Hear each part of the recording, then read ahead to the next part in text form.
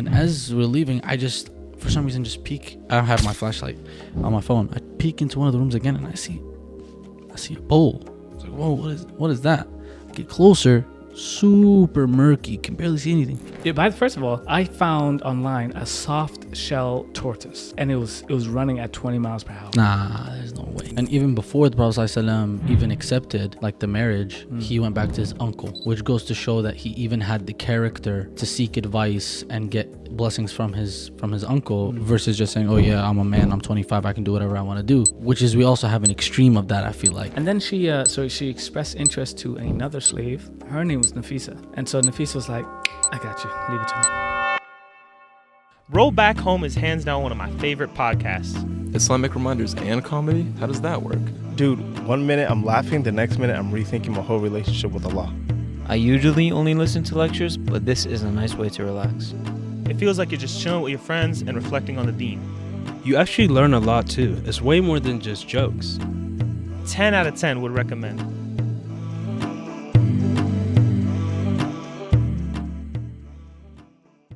And we're back. Episode 4. Season 2. Yes, sir. Yes, sir. Alhamdulillah. What were you saying? You're excited for something? No, I was actually excited to drop, this might not make the cut, but I was excited to drop the episode today, or just in general the reels ASAP, because I noticed that viral video is taking off again. Taking off again, I'll see it. You saw the notifications? I'm like logging at 100. I was like, 100, oh, okay. To ride that again. To ride that, yeah. You know what I mean? Like Very true. I know, alhamdulillah. It's every time it goes up, I get the mixture of comments. Really? I haven't noticed any bad comments at all. Oh, it's very, very small. Alhamdulillah. Like I haven't been a target. Yeah. In the beginning. Maybe now that I said that. In the beginning though. When that video first dropped, I saw the few comments, the initial ones, those haters. A couple, and then the rest was just like, oh, we find this funny and we get the point of it. And, exactly. Alhamdulillah. But so we're back, season 2, episode 4. Alhamdulillah. I'm happy to be here. And man, we're talking about the marriage to Khadijah. My voice just cracked. That's nice. Yeah. So but before we get into that, I want to talk to you about pets. Yeah. What do you think, man? I feel like they're most interesting pet. No, just in general. Do you the idea of like, dude, pets? Like, you mean I'm just gonna feed this thing? I have another mouth to feed just for it to never learn how to speak back. Yeah, you know, even listen. Sometimes they don't even acknowledge you. Yeah, and it's just bigger and bigger crap to clean up after, you know. And sometimes you gotta worry about your safety depending on the type of pet. Children's safety. I grew up all my life with cats, like lions and cheetahs. No, not that kind of Africa, but I grew up in Qatar, right? So it was mostly just strays. There was so many strays that we just like let them in. Like, you're nice to one, you know. At one point we had 14. Yeah, because one baby had more babies. Whole family's eating, brother. Whole family. I don't know about eating, but I mean, we was all there. Yeah. And then at one point, I remember, I have to check this if it's actually true, but I remember there was like a mention from like the ministry or whatever in the country saying like, hey, we have an overpopulation of cats. No way. That it's okay to like start killing them, murk them. You know what I'm saying? That's great. And then it got to a point where people like, it was fun. That's horrible. People went around trying to kill cats, and they only stopped. Horrible. They only stopped. You know what the complaint was? Their heads keep leaving dents in my car, in the bumpers. Oh no. That was their complaint. That's what they were more concerned about. Man, it's not worth. Horrible. That's crazy, That's dude. wild. It was wild. Yeah. I judge a person by how they treat animals. Yeah. That's weird. Because what if I'm in fear, and I slap a horse or something, like whatever. I mean, slap someone. No. I'm talking about like, most of the times it's how people treat kittens, for example, or cats in general, because they're such vulnerable creatures. And I've heard, for example, of stories, and this was when I was a really young kid. Like, I understood this concept at such a young age. Like, it doesn't take, you know what I mean, like some wise elder. No. It's like, even as a kid, when I heard of kids back home and what they would do to cats, like throwing rocks at them or like literally dropping them off second-story buildings, even if maybe they would survive, right? But that's their mindset was, I'm gonna hurt this. That's not torture. That's science. No, see, to me, bro, someone had to figure out that they land on their feet. Bro, no, I'm joking. But yeah, no, I get you. My wife is the same, like of the same, what's it called? And that's why this is so sad, right? But like, in everything that was happening in Gaza, one of the tactics, people knew it was somewhat of like a joke and sarcasm, but it was also like an actual tactic to say, oh, by the way, there's donkeys and dogs that are also in Gaza. There's also cats, by the way, that are being bombed. Yeah. And maybe the American heart would feel more for those animals than they do people. Crazy. Isn't that crazy? That is crazy, yeah. And I guarantee you it probably worked on a lot of people. Maybe. There was always some lady like in the comments, like, have you ever seen like those crazy things where like a horse flips over with a guy on it? Yeah. Guy breaks his back. He's a father of 4. They're like, poor horsey. That's all their comments is. Like, yeah, it was just like, it annoys me. But weirdest pets, I could tell you mine. Yeah. I don't think this is weird. I've had turtles. Yeah, they stink a lot. Turtles, by the way, are the ones in the water. I hate people get these confused because I also had a tortoise. Yeah. By the way, they're not that slow. First of all, I found online a soft shell tortoise, and it was running at 20 miles per hour. Nah, there's no way. Or something. It was 15 miles, whatever it was. It was insane speed. I was like, what exactly is a turtle anymore? Or a tortoise? I thought I want to know what the use case is. To run away? To have it to run 15 miles per hour as a turtle. Yeah, what are you scared of? Yeah, I mean, if it was a soft shell turtle, I get it. But if it was a tortoise? Who are you scared of? Yeah. Yeah, because I should run too. Yeah, if you run it, I'm running. I'd say a shark, but you ain't in the water. You can't go in the water. Oh, I just realized. It might have been a tortoise? Tortoise? Mm-hmm. The water, aqua turtle. Yeah. Right? No, that's a turtle. Okay, no, I'm talking about the aqua turtles. The one that swims. Yeah. It might have been that one, but you know how like they live outside of water because they amphibians. Yeah, that's true. They lay their eggs out there. You know that word? Amphibians? They be amphibians. Spell it. Nah. Sound it out. AMPHIBIAN. Amphibian. I think you're right. I don't know. Anyways, point is, it was running like crazy. So I was like, I thought the whole point of you guys was hard shell, slow. How are you any different? Long story short, I had rabbits. I had 2. They must have tasted good. Nope, never ate them. That's a lie. Nope, that's an Arab in you coming out. Did not eat them. One of them ate paper and killed itself in its own cage. Like that paper was for your doo-doo. And you did that and went doo-doo. You know what I'm saying? You're gone now. So then the other one lasted, alhamdulillah, beautiful, but it kept pooing everywhere.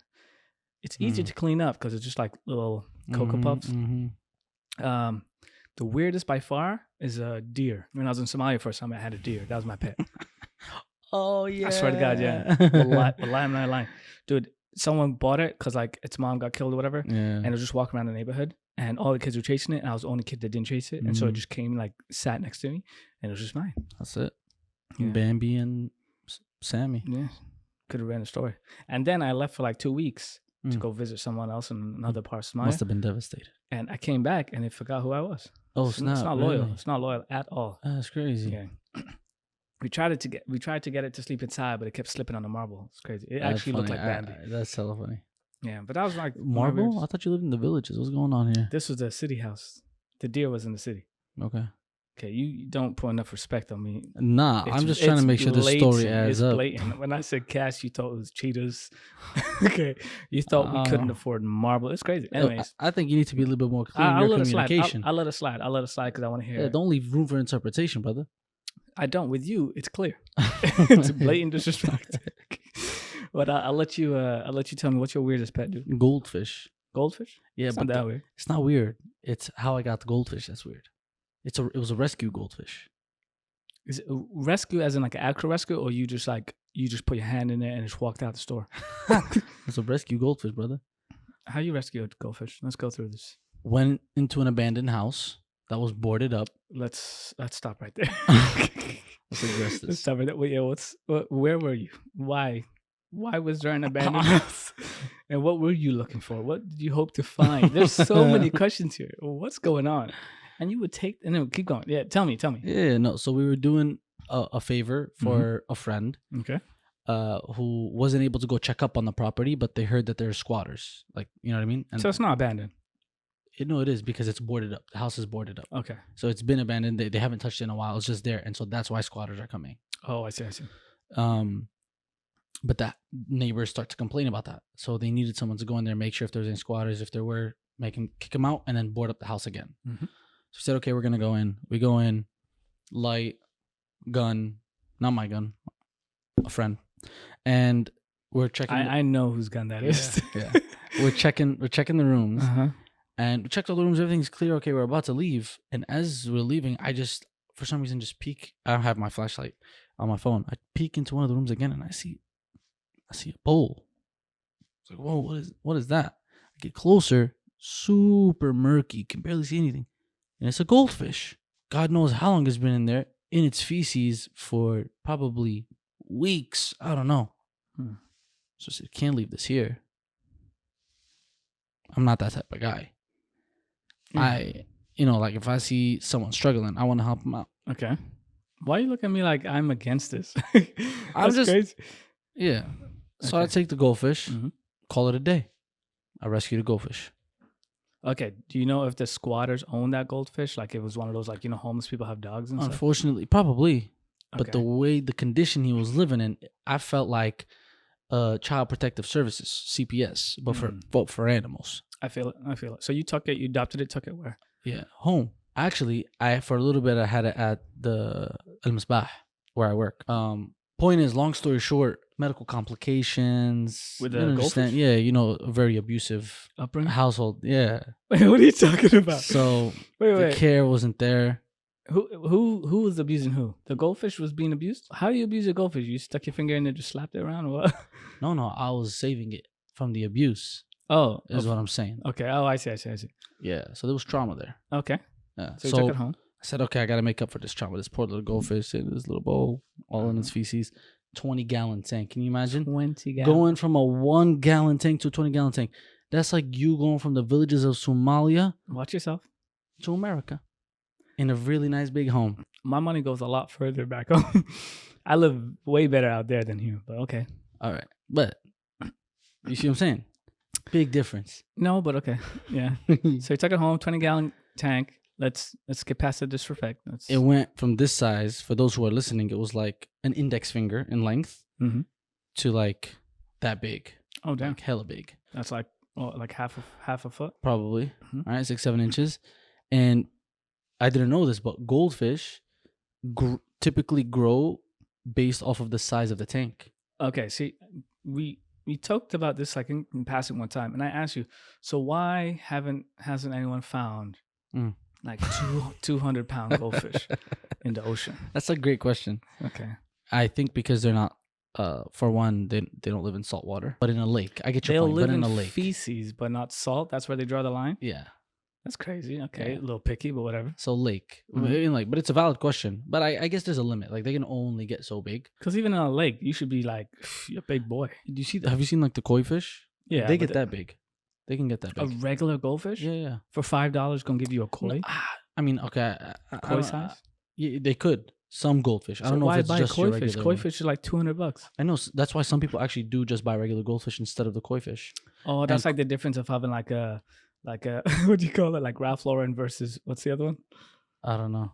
Like when you have several dudes on horseback versus the Oh yeah. the regular polo. Yeah. It's like the different. Oh, you got goldfish? Oh no, this is real koi. Or exactly. Yeah, Or it's like branding. the fake Damn, versus branding is deep. Yeezys versus Feezies. Feezies, what is fake Fake Yeezys? Okay, yeah, dude, branding goes deep, man. Even goldfish got brand names. Anyways, So that was weird to me. that was disrespectful and weird, but let's basically start the episode here. We want to recap quickly. There was Khadijah, may Allah be pleased with her. She had the caravan that went to Syria, right? She sent that to Syria, and so she hired the Prophet Sallam to go with the caravan. And he came back, and of course, not only because he's blessed, he had more money with him, but he didn't steal, so he had a bigger amount to give back to her, right? So they worked on a percentage basis. He did so well that she offered him 50% as what do you call it? As a Commission. Right? 50% split just to keep him around. Yeah. And then she had a slave that she sent with him, Maysara. I think it's Maysara, yeah. And she came back with a report saying, this man took care of all your stuff. Like, he's honest. He doesn't cheat. He cares. And this got her interest. Yeah. Pause. Maybe we might need to cut this out. Recap. Did we end off with that part of Khadijah and stuff? We talked about that? Yeah. We talked about him as a shepherd and then coming back and catching his eye, all this stuff? Not catching his eye. She asked him to do it. We talked about that? Okay, I don't even remember. Okay. Go. Just wanted to make sure because I didn't recall. All right. So we were at the 50%. Okay, go back. And then I missed that. So and then she expressed interest to another slave. Her name was Nafisa. And so Nafisa was like, I got you. Leave it to me. So she goes to the Prophet Sallam. I said so. And she's like, and then this slave Nafisa goes to, she says, I got you. And she goes to the Prophet Sallam. Why aren't you married? This is a cool way of just figuring out if someone's single or not. Mm-hmm. Like, because you just gonna answer, well, I am married. I have 5 kids and I got a wife at home and children. Or I'm engaged. Like, it's kind of a way. So she's like, why aren't you married? If it's anything other than I am, then you know to keep going. Then she goes, she hits him with what she asked him? She said, he said, what did he say? He was saying, who would marry me? Yeah. An orphan. I'm poor. I'm orphan. Poor of Quraysh. Yeah. And then she said, what about Khadijah? So she's not saying Khadijah wants to marry you. She's just saying, like, kind of feeling it, you know? Yeah. What about? Then he's like, why would she want to marry me? Mm. So this is all like saying, like, no one's saying no, no one's saying yes, but we're like, you know what? I like where this is going. You know what I'm saying? That's so dope. Because like, it reminds me of one of my friends. He was on those apps, and he put up a picture, and this is like I guess a way of like trying to hook people up. And he had a picture with one of his friends who's Somali. And he keeps matching with Somali girls, but they keep asking him about his friend. No way. And so he just keeps sending them to him. That's funny. He keeps sending them to him. He's like, I've sent some great ones. I've sent some grenades. So just whoever asks, I just give it. Which begs the question: why would you ever have like a group picture in these things? Like That's what I was gonna ask. It makes no sense to have multiple people in your sort of marriage profile. Unless you thought it was going to have the opposite effect. They say, oh, he the ugly one, so I'm going to look extra good in that picture. That is crazy. People do that, though. You know how they always say there's always the good-looking girl, and she always has the ugly-looking friend, so that... But they say, like, it's a... Do you need an ugly person to tell you who's not ugly? That's crazy. The human psyche, brother. Okay. But then also the other side would be like, imagine your friend gets married and has kids... From my $25, like I'm paying premium subscription here. What are you talking about? Like if you got married off of my account, I sent you somebody and now you got married. Like I paid premium. I got a subscription every month. I find nothing out here, and you over here, you got 2 kids. My name's going on that birth certificate too, brother. I don't know if I feel okay with that. Yeah, you're a petty guy. Yeah, I guess I am. You'd be happy though. You'd be happy for someone? I'd be happy for you. First, it would be weird if you had me in the picture next to you. Why? I don't know. It's so weird. Like, you're my friend. Yeah, but why does everyone have to like? Look, I told you, sister, I'm getting the good-looking friend. That's crazy. So wait. Yeah. Okay. There's more I can say about this. Okay. Yeah. I don't want you to get in trouble here, but like, obviously the Prophet worked for his money, right? He took Khadijah's caravan distances, etc. But I'm just painting the idea of like, what if you are married to someone who's mad wealthy? Yeah, wealthy is a big word. I mean wealthy. I don't mean like rich. I mean wealthy. None of you would have to work another day in your life. Yes. Wealthy. Yes. Okay. So what? Like A, would that bother you? And B, bother you in the sense of like, oh, what do I do? Or B, if that doesn't bother you, what would you do? With your day, with your time, what? One, it wouldn't bother me if it was something that was like they just have it versus they had to work for it, because then you're sacrificing a lot to get to that point, right? Like now you're sitting back, and again, this is my perspective. Other people might be different, but now the woman is working, 6-7 days a week, 8-hour day to make that money until you get to that point of wealth. Yeah. No way. If somehow she was born into it and subhanAllah, I got married to her and that's it. That's just the handout from her parents or something. Yeah. Or it's like, again, Allah put you in that position to marry someone who's that wealthy. Like, alhamdulillah. And then what I think I would do is philanthropy. Like I believe that I would love and enjoy the work. You would just give away her money? No, I mean, if you put it like that, That's literally, you're just like, yo, I love you, but dang. If you put it like that, yeah, that's. I mean, no. Philanthropy doesn't mean using her money to give it away. It's to say, for example, let's say you start a nonprofit. It's not just the money that's from her, but you're creating a team that's doing all of this work. Her money might be a part of that pot, for example, but the rest could be you mean you start a organizations, nonprofit? partnerships. Yeah. And I'm sure that money is going to be used to fuel it, to start it up, the connections, the partner. Of course, if it's okay, throw the first couple fundraisers, whatever it is. But if you're talking about wealth, then at that point it doesn't matter, like how much money you're using. That's true. Right. And then I would experiment. Like I'd try different businesses, this, that. That's just the reality. What am I gonna act like I don't see the money? I don't want to touch the money. What do you gotta act shy, but then go back. No, we a partner. We did this together. You know what I'm saying? You wouldn't be here without me. She gives you $20,000, and you're just like, oh no, you got another 5. Like, you gotta act. No, shy. I would never ask. Let's put it this way: if I was put in that position, if my wife wasn't freely comfortable to say like this is ours, I'm not putting myself in a position where I'm asking. Oh, can I get 5K? Can I? No, I'd rather go work. Yeah. I got. What you're Does that saying. make sense? Yeah. Also, that's from an ego perspective, but I'm just gonna be honest. That's what it is. I'm not gonna. No, I feel it. I know, but the other thing I was gonna say was like, you know how like Nafisa played that role of like, hey, what do you think about Khadijah? What if she were to ask for you, and why aren't you married? You know those games. The fact that the Prophet was like, who would want to marry me? You never hear that. You never hear of someone like talking themselves down. Nowadays, everyone's just like, what do you bring to a table? I'm a high value individual. That's super There's valid. no honesty. There's no like, hey, you know what? I know why I'm not married.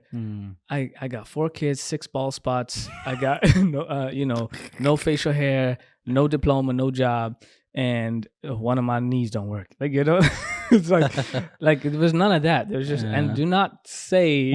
I'm not saying nothing. Well, I thought you was gonna say. No. Okay, but point is like, I want to know what you thought. I would love to hear that. I would just like, like I'd like to play like a fly on the wall. Somebody just saying all that. Like, that's hilarious to me. Like, just dude, low self-esteem individuals are low key funny. Yeah. Because they tell you things about them that you wouldn't have been able to figure out. Are you like, damn, this guy is actually dude. Anyways, I thought that was cool. Anyways, this led to the proposal, correct? Which so because obviously she didn't have a husband. Oh, she doesn't have a husband. How could she get married? She didn't have a father. Instead, her uncle was her wali. Yeah. And even before the Prophet ﷺ even accepted like the marriage, he went back to his uncle, which goes to show that he even had the character to seek advice and get blessings from his uncle versus just saying, oh yeah, I'm a man, I'm 25, I can do whatever I want to do. Which is, we also have an extreme of that, I feel like, too, right? Like even me, when I got married, I had already made up my mind. Like, I didn't really truly sit down and seek the blessings of my father, but rather was kind of like, hey Baba, I want to do this, I want you, like I wasn't gonna take no for an answer. Does that make sense? Yeah. And I feel like there's definitely a part, like there's barakah that I lost from that mindset and perspective going into it like that. And it's scary to go into it with that mindset of saying, Baba, what do you think? And especially if you really want it, because you're afraid they're gonna say no. Yeah. And how are you going to react to that? Yeah. And I feel like we live, I don't know, I just feel like, and I'm not saying it's wrong, but I do feel like there's a level of harm where the narrative has always been, oh, well, if you want to do it, even if your parents are against it, so that you don't do it in haram, the parents have to say yes. And in some cases, I get it. Like, there's some extreme parents that are just like, never in a million years will you marry anyone outside my village or do this or da-da-da-da-da. But then there's also parents who are understanding, but they're also trying to be realistic about the circumstances and whatever it is. Even I feel like, unfortunately, they're both put into the same category. No, you can't marry him. He's in jail. But Mama, I love him. Yeah. Yeah. You know what I'm saying? Like, yeah, I completely get it. Yeah. Dude, we have so many of those stories, even in our community. Mm-hmm. Yeah. So I mean, but yeah, he did. He went back and got his uncle, Yeah. and then they came together, and he performed a sermon, dude. Mm. Like, first they praised Allah. This And is before Islam. Yeah, exactly. Praise Allah. What did he speak? He spoke about the lineage of the Quraysh, Mm-hmm. and then he mentioned like there is no better person in this, in this town with the manners that the Prophet ﷺ had, right, prior to him becoming a prophet, right? Yeah. And then he proposed, and then the man said that, I guess Khadijah's uncle accepted on her behalf, right? And dude, I imagine being hyped up like that. Like, Yeah. the most I got, I think, was like, Sammy, inshallah khair. Like, imagine being like a proper sermon, dude. Like, such and such is the best of such and such, and no, but alhamdulillah. What were you saying? Prophet ﷺ was loyal. Mm-hmm. Prophet ﷺ was loyal. So like even after he got married to Khadijah, right? This is like going a little bit off topic, right? But we always hear this aspect of these like super religious brothers. I'm guilty of it too sometimes, right? Oh, I'm gonna get married to 4 wives. I'm gonna get married to 4 wives. And there's always this thing, I'm gonna get married to a second wife. I'm gonna get married to a second wife. And people don't realize that the Prophet ﷺ did not get married to a second wife until his first wife had passed away. He was married to Khadijah, and only Khadijah, right? And he loved her with all of his heart. SubhanAllah. There's like such a beautiful story in that. And he understood, he was so grateful for her. And that went past like, that was for years. And we're going to come back to that topic and how much love he had for her. But again, if you really truly love the Prophet ﷺ, again, Islamically, 1, 2, 3, 4, no problem. But some people try to make it seem like, oh, it's from a religious purpose. Well, if you really look at it from a religious purpose, then stay loyal to your first wife. And don't say that. The brothers going out here trying to murk the first one so they can get for not. Don't listen. Just brother, if you don't pray, you know what I'm saying. Just don't worry about it. You got bigger problems. Yeah, you got bigger problems. You know what I'm saying. So yeah. But yeah, no, I see what you're saying. But before we move on to that point, of their actual marriage, so Khadijah was, it's said to say that she was, I don't know, what did I just say? It's said to say. What am I can't speak today. You're trying to sound smart. I'm trying to. You feel me? Yeah, but you had a long day of work. I've had a long day at work, you know what I'm saying? But it is said in some narrations that she was 40 and the Prophet was 25. And some other narrations, she was 28. Yeah. And this one made a little more sense to some people because she bore 6 kids. Yeah. So, and apparently in this narration, she passed away at 40. So just in that scene. And then she also had a son named, I don't know if I'm pronouncing it correctly, but Hala. Yes. She had a son already. Yes. Who, by the way, not too many, I didn't find too many like stories or records of him, but in the podcast of Fiyash Qadi, but he mentioned like he accepted Islam and lived a great life. Yeah. But yeah, just go back, the support and the love that he had for the Prophet that the Prophet had for her. I mean, she supported him financially. Mm-hmm. When the whole community turned against him, she was supporting him. Comfort wise, she was the first to accept the message. There's a lot in that, bro. Mm-hmm. I mean, especially you got to look at it from a perspective of literally feeling isolated. You felt like you belonged nowhere because everyone around you is just doing things that you don't agree with or has a certain mindset and a perspective. And you felt like, you know how when you're surrounded by people and yet you feel alone. You're surrounded by people and yet you feel alone. You can go to a social gathering and yet you feel alone. Mm-hmm. It's because you understand that everyone in that gathering is on a different wavelength. They're thinking about life differently. And so that makes you feel alone, although physically you're not. Right? So physically he's around a bunch of people that know him. He's well known. He's at Amin. Right? He's doing things. He has friends. He has cousins. Yet he felt alone. That's why he would go to the cave. That's why he would, all these things, right? I'm just, so... But to have that one person who was there with you, lockstep, right? I mean, of course, you're gonna build that bond more than anything. And there was a lot. I mean, these are some hadiths that came later on, after prophethood. But like obviously this season we're just focusing on prior to Wahi. There was a hadith that when he came and he mentioned he was either he felt abandoned or he felt scared. No, it might have been the first first wahy, Hmm. right? Well, I'm confusing the times here, but he went back and he was fearful, and she said Allah would never do Mhm. XYZ. Yes. Can you do you remember that? Or There was a part paraphrase? where he came back home and he was saying Zammiluni Zammiluni Ya ayyuhal muzammil, meaning the one who was covered, because he was so almost like terrified of what he had just experienced with the angel of Jibreel, Yeah. that he comes home and the only person again to comfort him was who? Khadijah. Okay, that's where it was. And then Yeah. she said, And then he told, like, he was essentially saying, like, I think I'm going crazy. Mm. And she said, no, by Allah. Allah would never abandon you. You're a person who takes care of his kinship. You're a person who takes care of his ties. Allah would not abandon someone like you. That's what it was. That's what it Right. was. Yeah, subhanAllah, what a beautiful way to what's the word, to like reassure somebody. Mhm. Yeah, and then the blessings of Khadijah. I mean, Jibreel never entered any of the other wives' home, only hers. Allah is the one who blesses people with children. It's not for the man or the Yeah. female. She had the blessing of 6 times carrying the Prophet's Yeah. children.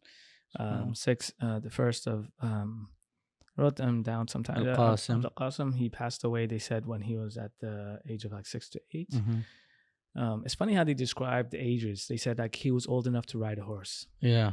Yeah. Like that's the way they kept record of people. Yeah. It's a good thing they give us that record, because if nowadays you saw someone ride a horse, you probably said, oh, he's 12, 10 or 12 years old. 6-year-old getting on a Yeah. horse? Yeah, that's true. That's true. Oh, yeah, getting on a scooter, barely. Also, who has horses, right? Yeah. And then she's and then The white then people. And Hicks.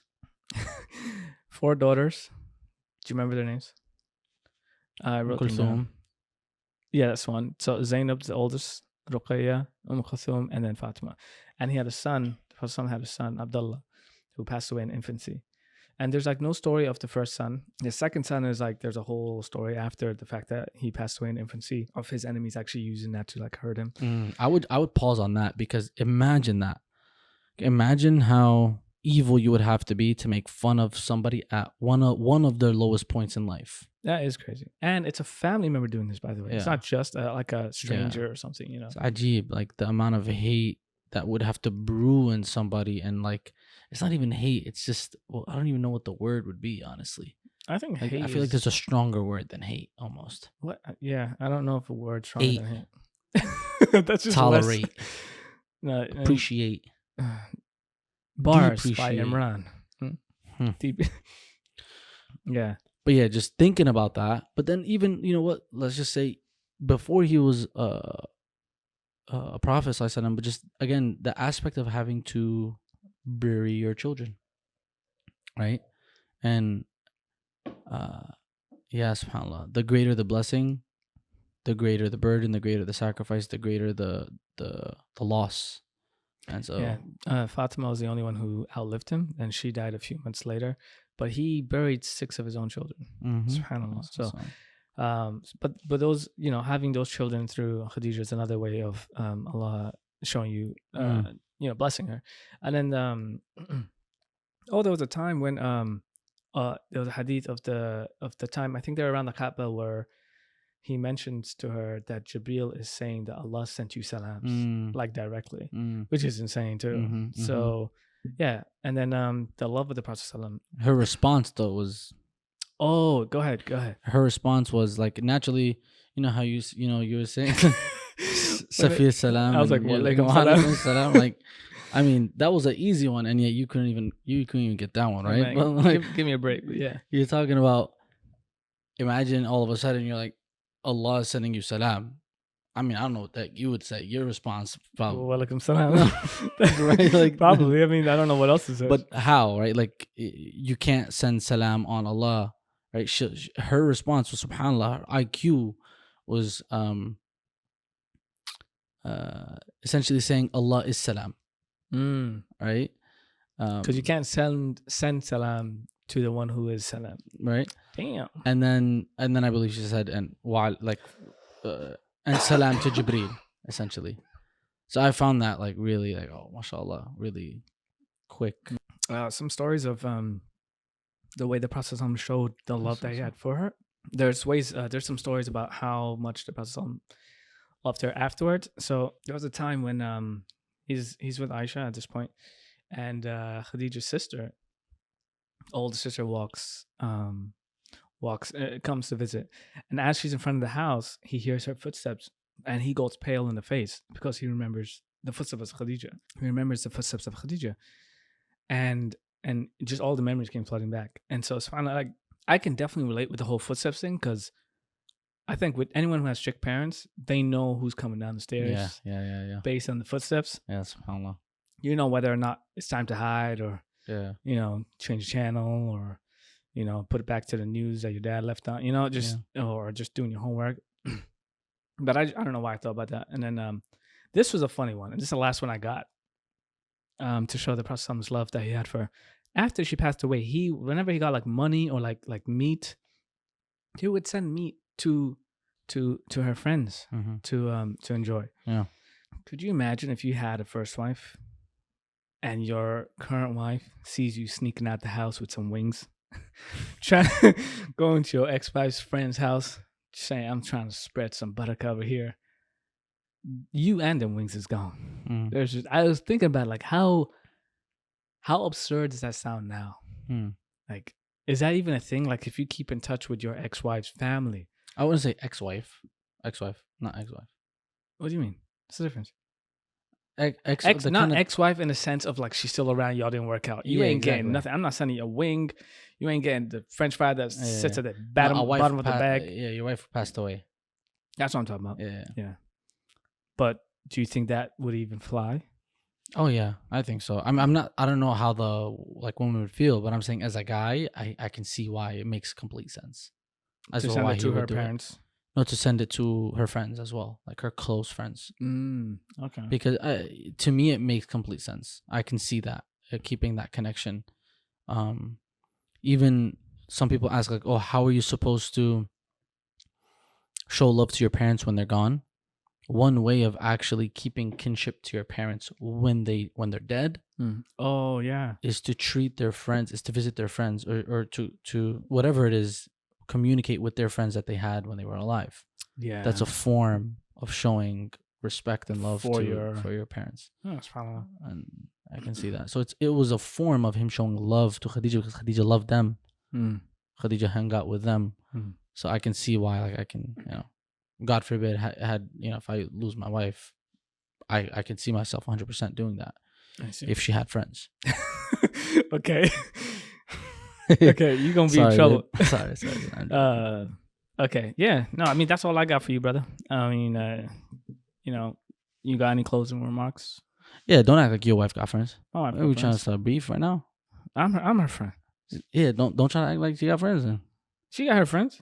You ain't no friend, brother. I'm not a friend, but she got friends. I believe it. We gotta cut this whole last part out. It was kind of weird. Yeah, cut out all that weird stuff about the friends. And that was season 2, episode 4. Well, yes, sir. See you on episode 5. Assalamu alaikum. So.